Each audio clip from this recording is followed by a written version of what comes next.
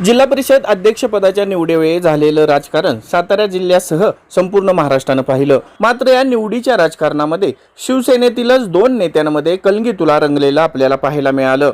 पालकमंत्री शंभूराज देसाई आणि आमदार महेश शिंदे यांच्यामध्ये हा कलगीतुरा रंगला होता।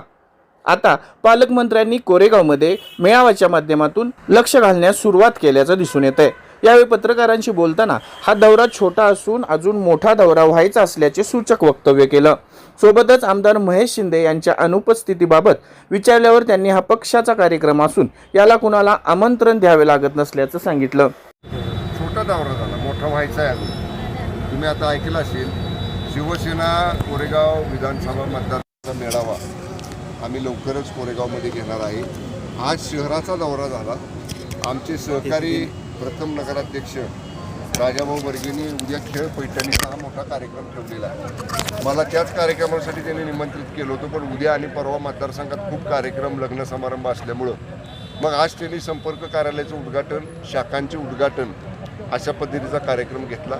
तुम्ही पाहिलं असेल, काल नियोजन झालं आणि आज किती उत्स्फूर्त प्रतिसाद कोरेगाव नगरीमध्ये लोकांनी, शिवसैनिकांनी या ठिकाणी दिलेला आहे। राजाभाऊंनी जो निर्णय आदरणीय एकनाथजी शिंदे साहेबांच्या नेतृत्वाखाली शिवसेनेमध्ये पक्ष प्रवेश करायचा घेतला, लोकांना तो रुचलेला आहे। लोकांनी त्याचं भरभरून स्वागत केलेलं आहे आणि आम्ही दोघांनी, आदरणीय शिंदे साहेबांनी मी, भावना आश्वासित केलेलं आहे की पूर्ण ताकदीनं पक्षाची ताकद, पक्षाची संघटना तुमच्या पाठीशी उभे राहील आणि जिल्ह्याचा पालकमंत्री म्हणून आज शिवसेना वाढवण्याचं काम राजाभाऊ कोरेगावमध्ये करतायत।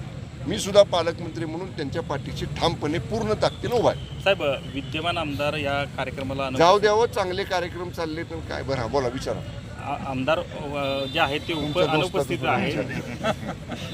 आमदारांची अनुपस्थिती जाणवते। बघा, पक्षाचा कार्यक्रम आहे। मी तुम्हाला मागं सुद्धा म्हणलं, पक्षाच्या कार्यक्रमाला निमंत्रण लागत नाही। शिवसेनेचं शाखा उद्घाटन आहे, संपर्क कार्यालयाचं उद्घाटन आहे।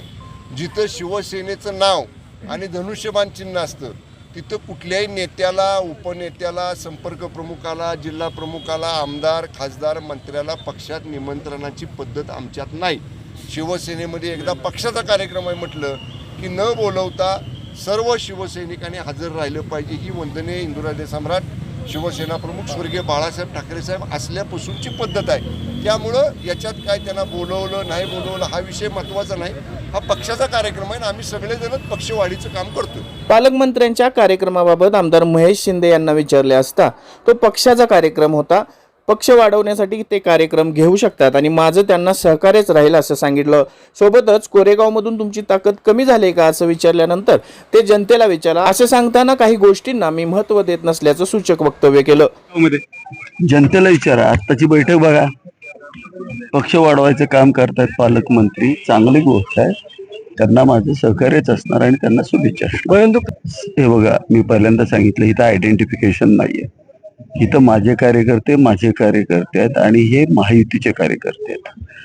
आज 90% मतदारसंघाच्या ग्रामपंचायती आमच्या ताब्यात आहेत आणि सगळे कार्यकर्ते आता समोर उपस्थित होते।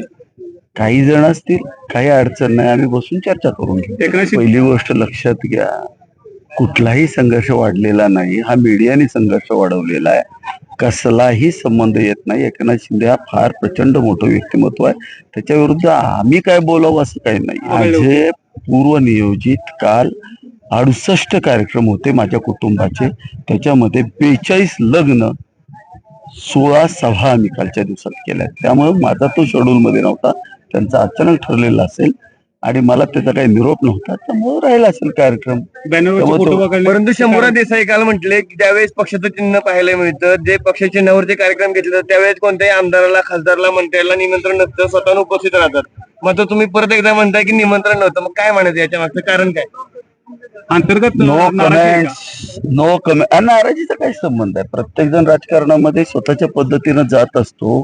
प्रत्येकाला पक्ष वाढवायचे असतात आणि मोठं व्हायचं असतं आणि त्या पद्धतीनं प्रत्येक जण चांगली कारवाई करतोय, उलट पार्टीच वाढतंय, चांगलीच गोष्ट आहे ना। कुठल्याही मार्गाने जावा, चालतंय। साहेब, तुमच्याच मतदारसंघामध्ये तुमच्याच नेतृत्वाखाली न कार्यक्रम होता, हा कार्यक्रम तुमच्या विना होतोय, तुमच्याला आव्हान दिलंय असं वाटतंय का? तुमच्याच कार्यकर्त्याला जवळ घेऊन आपल्याचं करून त्यांनी हे केलंय?